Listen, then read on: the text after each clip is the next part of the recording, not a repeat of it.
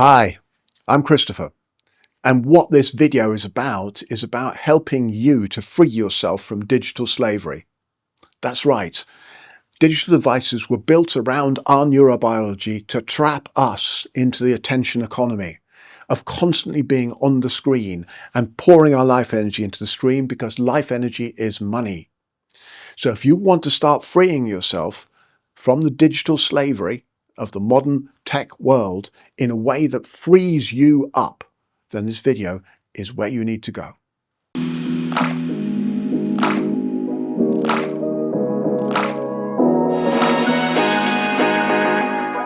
Are you a digital slave?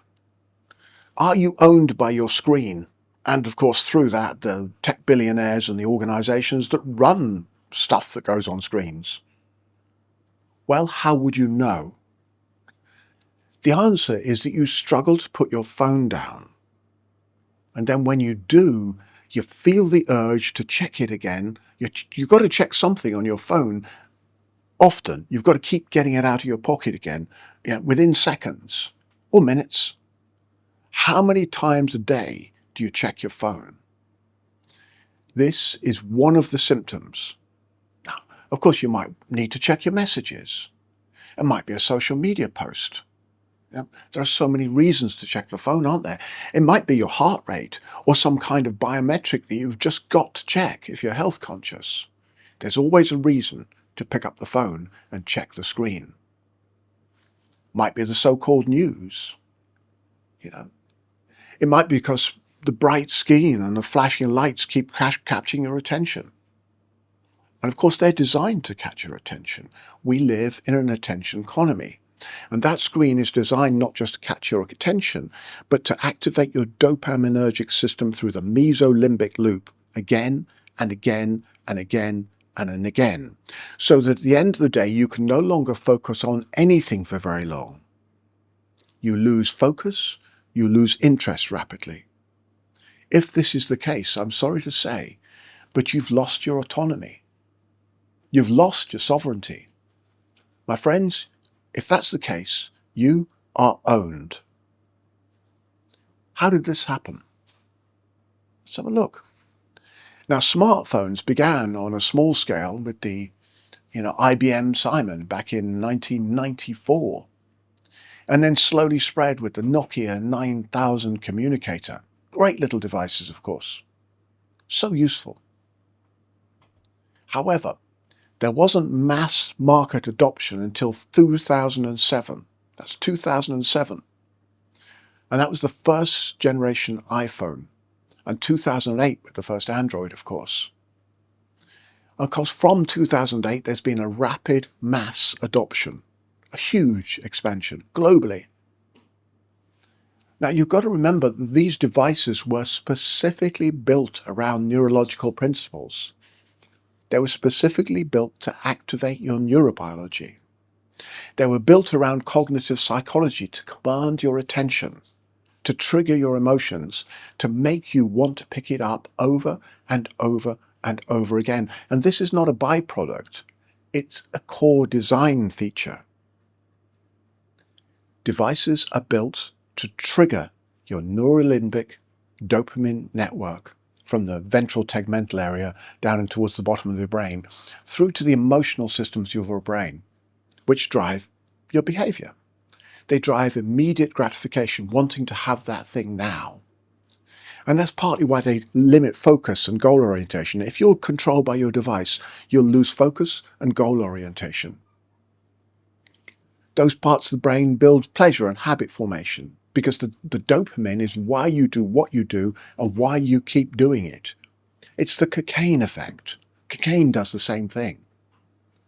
Now, you've got to remember that smartphones were designed specifically to addict you. This is not a conspiracy theory. This is the reality. Now, we are evolutionarily wired for novelty, for social cues, for immediate feedback. That's what our evolutionary biology gave us. And we're built for gratification. And that is what makes us targetable by such devices through bright colors, notifications and alerts, the infinite scroll where you find the next thing you like, and of course the social feedback loops, the likes, the comments, all of the rest of that. And then there's the haptic feedback of the touchscreen, how it feels in your hand, and that itself gives sensory reinforcement of these practices. And then you've got the personalized algorithms predicting what will keep your attention, what will keep you scrolling. And down the rabbit hole you go of your personalized algorithms. Now, given that attention is the modern currency, attention is money, this also ties into the trauma response of bias confirmation. And bias confirmation proving ourselves right. And we do love to see what supports our worldview, don't we? We do. And we do love to see what we already believe. We want to see what we believe is true. And we don't like being proved to be wrong. We don't like not knowing. Whatever the belief system is around that, we don't want to be challenged. So we look for bias confirmation, and our devices plug into that because attention is money. That reduces prefrontal cortical capacity. It reduces sustainable focus by fragmenting attention, by habitual immediate gratification and shortened attention spans. And all of that hijacks executive function. It hijacks sense of social and emotional validation to bind you into that attention economy. And it hijacks connection. It hijacks fear of missing out. It's primarily pushing FOMO.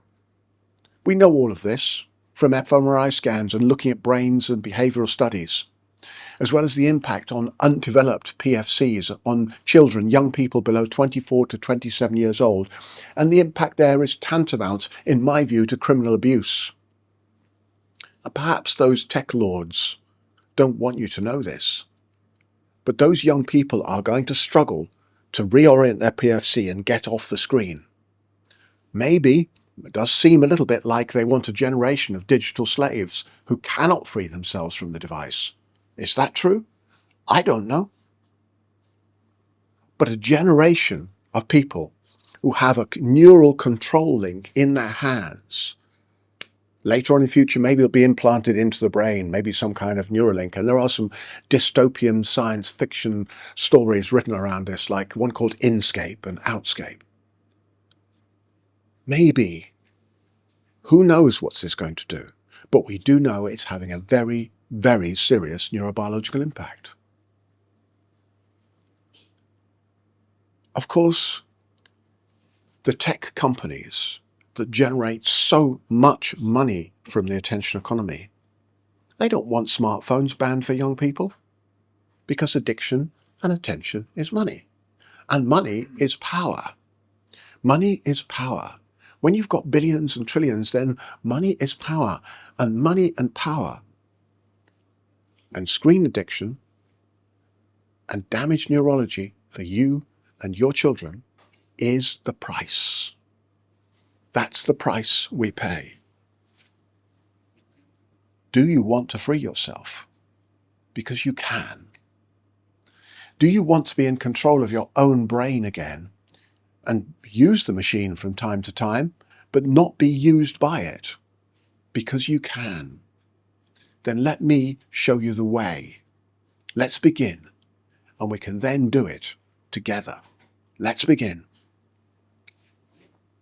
By the way, it is going to take some work because those addictive systems are strong. They are ancient biological algorithms. And it's going to take some work because, as they say in neurobiology, what fires together wires together. And we have to get it so that we make those things fire apart, because what fires apart wires apart. Neural habits have to be unwired. And that takes the discipline of pattern interruption, saying no to the device. Because without this discipline, there is pretty much zero neural freedom. Now, the reality is, it's also going to take switching off notifications. So you choose when to check the device, not it choosing to get you notified. You choose 1, 2, 3 times a day. Use the device, don't let it use you. It involves making your screen monochrome, black and white again, because that way the colors don't grab your attention. It involves decentralizing your phone if necessary, which means taking as much functions out, like the camera. Use a proper camera. There's ways of doing it. And deleting as many apps as possible. Get rid of them if you don't use them. Get rid of them if you do use them, some of them. Now, retraining your dopamine webs requires you to bore yourself on a daily basis to reduce your dopamine thresholds. And we've got practices that enable you to realize that, because as you go into that, you realize you're boring yourself. Remember that dopamine you haven't put effort into achieving is unhealthy and not worth having. It will only cause trouble. So freeing yourself from this is absolutely essential.